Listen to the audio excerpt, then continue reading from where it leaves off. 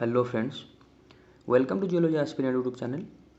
आज हम डिस्कस करेंगे रेसिडुअल डिपॉजिट के बारे में। आज का जो हमारा टॉपिक रहेगा रेसिडुअल डिपॉजिट। ये भी एक तरीके का प्रोसेस है जिससे हमें कुछ इकोनॉमिकली डिपॉजिट देखने को मिलता है। ठीक है, मेटल वगैरह का डिपॉजिट मिलता है, तो इसी को ही हम बोलते हैं रेसिडुअल डिपॉजिट। इसके थ्रू से क्या होता है ना, कुछ मेटल हमें मिलता है। लाइक इससे पहले हमने मतलब देखा था मैग्नेटिक कंसंट्रेशन देखा था, पेगमाटिक डिपॉजिट देखा था। ठीक है, तो लाइक दैट रेसिडुअल डिपॉजिट भी एक तरीके का डिपॉजिट है जो कि आगे चल के आपको फिर डिफरेंट डिफरेंट टाइप के मेटल्स भी देता है। ठीक है, तो before going to the topic residual deposit we have to know about what do you mean by residue. ये मतलब रेसिडुअल का मतलब क्या है। अब रेसिडुअल जो टर्म है वो रेसिड्यू से आ रहा है, तो रेसिड्यू का मतलब क्या है, what is left after the main part. और ये कोई जियोलॉजी का पार्ट वगैरह है नहीं, सिर्फ मैं आपको इन सिंपल रेसिड्यू का डेफिनेशन बता रहा हूँ या फिर रेसिड्यू का मीनिंग बता रहा हूँ। अगर आपको रेसिड्यू का मीनिंग समझ में आता है वही से क्या है रिलेटेड रेसिडुअल। और रेसिडुअल अगर आपको समझ में आ गया तो रेसिडुअल के वजह से जो डिपॉजिट मिल रहा है उसी को हम क्या बोलते हैं, रेसिडुअल डिपॉजिट। तो रेसिड्यू को सबसे पहले समझते हैं, देन हम रेसिडुअल डिपॉजिट के ऊपर जाएंगे। तो जो चीज़ भी रह जा रहा है, what is left after the main part of something is taken out और यूज। तो हाँ, एक सपोज एक कंप्लीट मेन पार्ट है, इसमें से कुछ चीज़ को हम मतलब ले लिए। ठीक है, सपोज ये पार्ट अगर हम यूज कर लिए तो उसके बाद जो बच रहा है, मतलब ये पार्ट बचा, तो इसको ही हम क्या बोलते हैं, रेसिड्यू।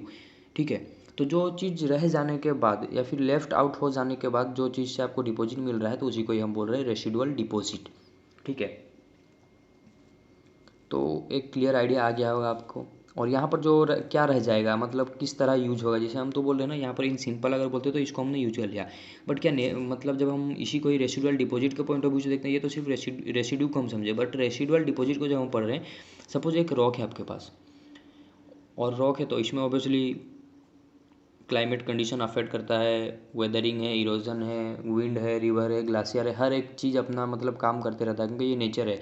ये हमारे अकॉर्डिंग नहीं चलता है। ठीक है, नेचर को कंट्रोल हम नहीं कर सकते, हम सिर्फ नेचर में क्या हो रहा है, किस तरह हर एक प्रोसेस चल रहे हैं, तो उसको हम सिर्फ ऑब्जर्व करके बेस्ट वे में स्टडी कर सकते हैं। इसके ऊपर कंट्रोल हमारा नहीं है। हाँ, कुछ ऐसे चीज़ें रहते हैं, लाइक आप बोलोगे अर्थक्वेक, सुनामी, ठीक है, ये सब पे हमारा कंट्रोल नहीं है। बट हाँ, इसको हम प्रेडिक्ट करके थोड़ा सा इससे किस तरह बचा जाए, मतलब वो चीज़ को हम उसको कंट्रोल या फिर कंट्रोल मेजर को हम अपना सकते हैं या फिर उसको यूज़ करके थोड़ा सा कहीं ना कहीं उससे हम रिलैक्स पा सकते हैं। ठीक है, बट उस पर कम्प्लीटली कंट्रोल हमारा है ही नहीं क्योंकि वो नेचुरल थिंग है। वो मतलब उस नेचर उसको डिसाइड करता है वो किस तरह होगा, क्या होगा। तो लाइक दैट सपोज एक रॉक है, तो रॉक में मतलब किस तरह का वेदरिंग होगा, क्या होगा, मतलब यहाँ पर क्या विंड के एक्शन की वजह से वेदरिंग होगा, रिवर की वजह से, तो ये हम मतलब डिसाइड नहीं कर सकते। ठीक है, ये कौन डिसाइड करेगा, नेचर। तो सपोज यहाँ पर अगर रिवर या फिर वाटर की वजह से अगर क्या हो रहा है, वेदरिंग हो रहा है, तो वेदरिंग होने के बाद इरोजन भी तो होगा ना। तो सपोज कुछ पार्ट यहाँ से इरोड होकर निकल गए, सपोज ये जो दिख रहे हैं ये पार्ट इरोड होकर निकल गए, या फिर ये पार्ट सपोज ये पार्ट रह गए, बाकी का जितना भी पार्ट था वो निकल गया। तो यहाँ पर क्या बनेगा, मतलब यहाँ पर आपको यही दिखेगा ना, after the removal of these parts, जो कि आपको वाइट में दिख रहा है। अगर वेदरिंग की वजह से ये पार्ट रह गए तो ये दिख रहा है आपको, यही पार्ट दिख रहे हैं, तो इसी को ही हम बोलते हैं रेसिड्यू। ठीक है, तो ये बच गया, इसकी वजह से अगर कुछ मेटल डिपॉजिट आपको टाइम के साथ मिलते हैं तो इसी को ही हम बोल रहे हैं रेसिडुअल डिपॉजिट। ओके, चलिए फिर अच्छे से इसको समझते हैं, रेसिडुअल डिपॉजिट क्या है, इसके बारे में हर एक चीज़ देखेंगे और कौन कौन से ऐसे कंडीशन है जिसके वजह से आपको रेसिडुअल डिपॉजिट देखने को मिलता है, हर एक चीज़ को देखेंगे। तो रेसिडुअल और deposit are formed as a result of weathering, obviously weathering की वजह से ही बनेगा। ठीक है, ऑफ रॉक का अगर वेदरिंग होता है एंड एनक्लोज्ड मिनरल डिपॉजिट। ठीक है, तो यहाँ पर रेसिडुअल डिपॉजिट कैसे मिल रहा है, वेदरिंग ऑफ रॉक, उसके बाद आपको मिनरल डिपॉजिट वहाँ पर देखने को मिलता है। तो क्या हो रहा है, प्री एग्जिस्टिंग रॉक है, वो अगर वेदर हो जाता है, सपोज ये जो वाइट पार्ट्स जितने भी आपको दिख रहे हैं, ये सबको अगर छोड़ देने के बाद जो ब्लैक पार्ट है वो सपोज वेदर हो गए, तो रहा क्या, ये चीज़ रहा ना। तो यही अगर टाइम के साथ फिर मिनरल डिपॉजिट देता है तो इसी को हम बोल रहे हैं रेसिडुअल डिपॉजिट। ये चीज़ हमने देखा। देन द इकोनॉमिक मिनरल, कौन कौन से ऐसे इकोनॉमिक मिनरल है जो कि डिपॉजिट हो रहे हैं due to your residual deposit. तो देखते हैं, आयरन, मैंगनीज, स्पेशली जब हम बात करते हैं इंडिया का, तो हाँ, रेसिडुअल डिपॉजिट की वजह से आपको इन इंडिया आयरन मिलता है, मैंगनीज मिलता है, बॉक्साइट, ये एल्यूमिनियम, बॉक्साइट से आपको एल्यूमिनियम मिलता है, आयरन पता ही आपको, मैंगनीज से एमएन जो मिल रहा है, क्ले और चेयर, ठीक है, टीन, काइनाइट, ये सब डिपॉजिट आपको मिलते हैं due to your residual deposit. But हाँ, मोस्ट इंपॉर्टेंट जो है इंडिया में हमें मिलता है वो बॉक्साइट है, मतलब मैक्सिमम अब ऐसा नहीं कि आयरन नहीं मिलता, आयरन भी मिलता है, बट अगर क्वांटिटी देखें due to residual deposit maximum कौन सा आपको मतलब और मिल रहा है, तो बॉक्साइट का और मिलता है, ठीक है। बट कुछ अमाउंट में आयरन और मैंगनीज भी मिलते हैं ड्यू टू रेसिडुअल डिपॉजिट, ठीक है। बट आयरन और मैंगनीज मोस्टली आपको सेडिमेंट्री डिपॉजिट से ही मिलते हैं इन इंडिया, जब हम बात करते हैं इंडिया का। नहीं तो आयरन का फिर बहुत सारा ओरिजिन है, सिर्फ ऐसा नहीं कि वो रेसिडुअल डिपॉजिट से बनता है, आयरन मैग्मेटिक डिपॉजिट की वजह से भी बनता है, ठीक है। देन आयरन आपको सेडिमेंट्री प्रोसेस की वजह से भी मिलता है, बट हाँ रेसिडुअल में भी कहीं ना कहीं कुछ अमाउंट का आयरन के और डिपॉजिट होते हैं। बट मोस्ट जो कॉमन है या फिर मोस्टली इंडिया में आपको जो मिलता है बॉक्साइट डिपॉजिट ही मिलता है due to your residual deposit, okay.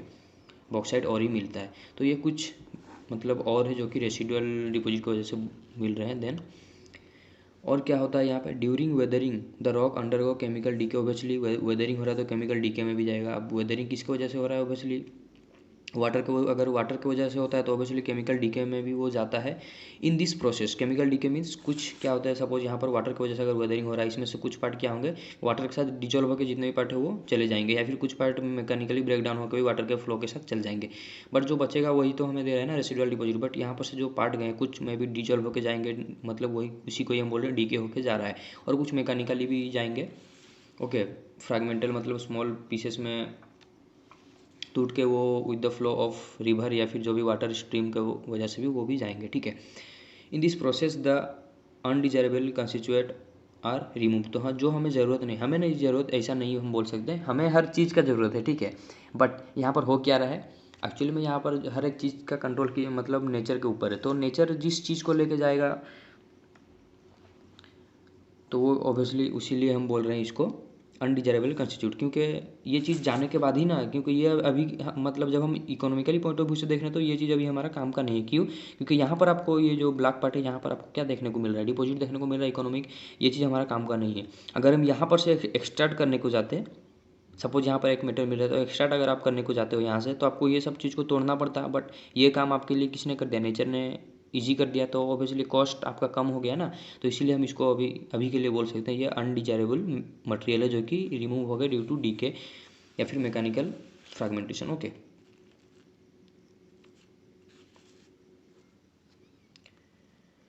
और क्या मतलब रिमूव हो गए in solution living behind a concentration of valuable mineral at the site of original rock. तो हाँ मतलब ओरिजिनल रॉक मतलब रॉक में क्या हुआ, ये कुछ पार्ट रह गए जो मैं ब्लैक में कर रहा हूँ, बाकी टाइम के साथ वो क्या होगा डिजॉल्व होके चले गए। तो ये जो पार्ट रह गए ना वही आपको क्या टाइम फिर एक मिनरल डिपॉजिट दे रहा है, मे बी वो बॉक्साइट का हो सकता है, आयरन का, मैंगनीज का। तो इसी को ही हम बोल रहे हैं, मतलब किस तरह ये हुआ, देखिए यहाँ पर वेदरिंग हुआ तो यहाँ पर डीके होके कुछ पार्ट मतलब चला गया, और मेजरली यहाँ पर मैकेनिकली नहीं जाते हैं, डीके होके ही मतलब सॉल्यूशन मतलब एक्टिविटी में ही जाते हैं। मैकेनिकली अगर वो जाते हैं तो उसको हम फिर सेडिमेंट्री प्रोसेस बोलते हैं, ठीक है, वो आगे हम देखेंगे। बट यहाँ पर क्या हो रहा है, मेजरली यहाँ पर लीचिंग एक्शन की वजह से या फिर डिजोल्यूशन की वजह से मोस्ट ऑफ द पार्ट यहाँ से रिमूव हो जाते हैं, तो जो बचता है वही फिर हमें टाइम के साथ एट द साइट वह ये डिस्प्लेस नहीं हुआ, ये अपना पोजीशन पे जैसे था वैसे ही है। अदर पार्ट जो थे वो रिमूव हो गए, तो वही साइड में फिर आपको टाइम के साथ वैल्यूएबल मिनरल का डिपॉजिट देखने को मिलता है, ठीक है। तो कुछ कंडीशन है जो कि इस रेसिडुअल डिपॉजिट को सपोर्ट करता है, तो कुछ कौन कौन सा ऐसा कंडीशन है, हर एक कंडीशन को चलिए फिर देखते हैं। तो the rock undergo weathering must contain some valuable mineral. तो अगर आपको रेसिडुअल डिपॉजिट चाहिए तो ऑब्वियसली रॉक का तो वेदरिंग होना तय है, वो रॉक वेदरिंग होगा ही होगा, नहीं तो रेसिडुअल डिपॉजिट आपको मिल ही नहीं सकता। बट जो भी रॉक के अंदर या फिर जिस भी रॉक के अंदर वेदरिंग हो रहा है उस रॉक में मेटल का कंटेंट भी होना चाहिए ना, मेटल मीन्स और मतलब वो और भी प्रेजेंट होना चाहिए उस मतलब उस रॉक में वैल्यूएबल मिनरल रहना चाहिए, तभी तो हमें वो मतलब डिपॉजिट मिलेगा ना। अगर पता चला कि एक रॉक है इसमें कुछ वैल्यूएबल मिनरल है ही नहीं, तो यहाँ पर वेदर हो जाने के बाद भी हमें कुछ मिलेगा ही नहीं।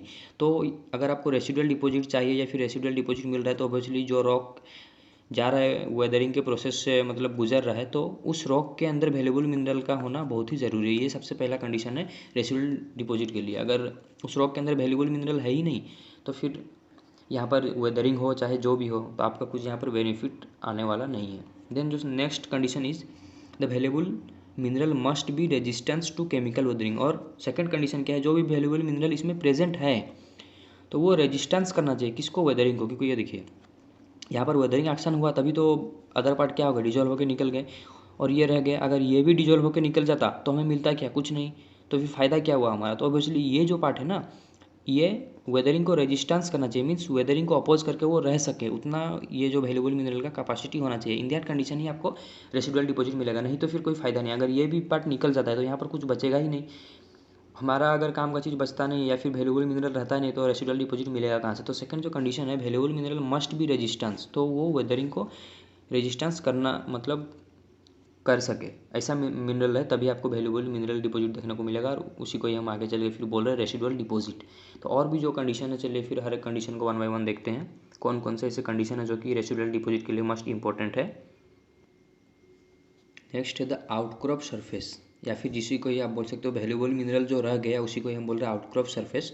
Should have low relief. अब रिलीफ का मीनिंग है मतलब लोअर एलिवेशन। यहाँ पर जो रिलीफ बोला जा रहा है उसका मतलब ये है कि एलिवेशन, ठीक है। तो लो एलिवेशन में रहना चाहिए आउटक्रॉप, या फिर जहाँ पर भी जिस रॉक में भी वेदरिंग हो रहा है जिसका वजह से आपको वैल्यूबल मिनरल जो रह जा रहे हैं जो कि वेदरिंग को रजिस्ट करके रह रहे हैं टाइम के साथ, वही आपको फिर रेसिडुअल डिपॉजिट दे रहा है। तो वो रॉक मस्ट भी लो रिलीफ में रहना चाहिए। क्यों?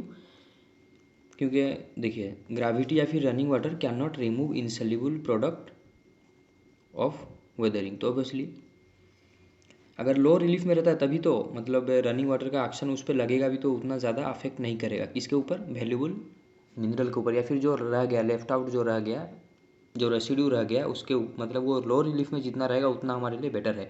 अगर जितना हाई रिलीफ में रहेगा वहाँ पर ग्रेविटी एक्ट करेगा, रनिंग वाटर एक्ट करेगा, तो इसका वजह से टाइम के साथ वो भी फिर वो वेदर होकर चला जाएगा, ठीक है।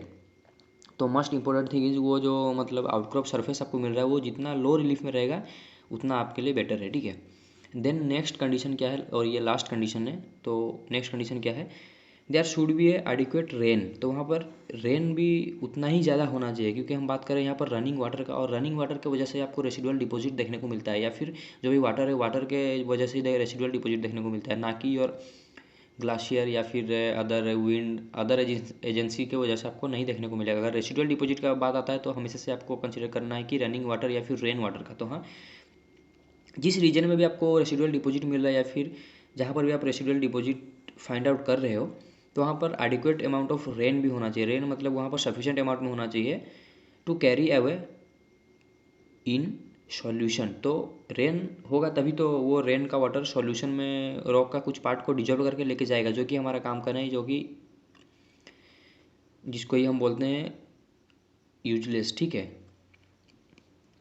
क्योंकि सपोज ये एक रॉक है, इसमें सपोज कुछ आपके पास वैल्यूबल मिनरल है, तो अगर आप इसको निकालने को चाहते हो तो आपको कॉस्ट इसका बहुत ज़्यादा लगेगा। कॉस्ट मतलब क्यों लगेगा? क्योंकि यहाँ पर आपको ये सब चीज़ को रिमूव करना पड़ेगा। बट यही चीज़ अगर आपके लिए नेचर कर दे तो नेचर क्या करेगा? अगर सफिशिएंट अमाउंट ऑफ रन होता है, रेन होता है, ठीक है, तो सफिशिएंट अमाउंट का अगर रेन होगा तो ऑब्वियसली ये जो पार्ट है जो आपको नहीं चाहिए वो अगर डिजॉल्व करके ले जाता है, या फिर वो अगर इसको लेके चला जाता है तो बचता है क्या हमारे पास? हमारा जो मेन पार्ट है जिस पे हम फोकस करें, तो ये चीज़ आपके पास बच गया।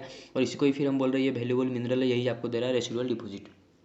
तो ये चीज़ कब मतलब जो हमारा काम का नहीं है, जो ये पार्ट्स जो हैं तो उसको वो कब रिमूव होगा? जब वहाँ पर रेन अच्छे से होगा। रेन होगा तभी तो मतलब वो सॉल्यूशन के एक्टिविटी के थ्रू या फिर मतलब सॉल्यूशन के टाइप में रेन अपने साथ ये मटेरियल को लेके चला जाएगा, ठीक है। Carried away solution the soluble product of weathering. तो हाँ, वेदरिंग की वजह से जो भी ये पार्ट जो सॉल्युबल हो जा रहे हैं या फिर जो सॉल्युबल हो जा रहे हैं तो वो निकल के चले जा रहे हैं, तो जो बच रहा है उसी को हम बोल रहे हैं रेसिडुअल डिपॉजिट। तो ये भी एक कंडीशन है जहाँ पर मतलब रेन का होना भी बहुत ज़रूरी है। तो फॉर क्या क्या कंडीशन है? सबसे पहला कंडीशन तो जहाँ पर भी आपको रेसिडुअल डिपॉजिट मिल रहा है तो वहाँ पर वैल्यूबल मिनरल का प्रेजेंट होना चाहिए। कोई भी एक रॉक में अगर वैल्यूबल मिनरल ही नहीं है, सबसे पहला कंडीशन क्या है? वैल्यूबल मिनरल प्रेजेंट रहना चाहिए। अगर वैल्यूबल मिनरल ही नहीं है तो यहाँ पर फिर फ़ायदा क्या है? मतलब जो भी रहेगा वो हमारा काम का ही नहीं है। एंड सेकंड कंडीशन, जो वैल्यूबल मिनरल है वो must be resistance to weathering.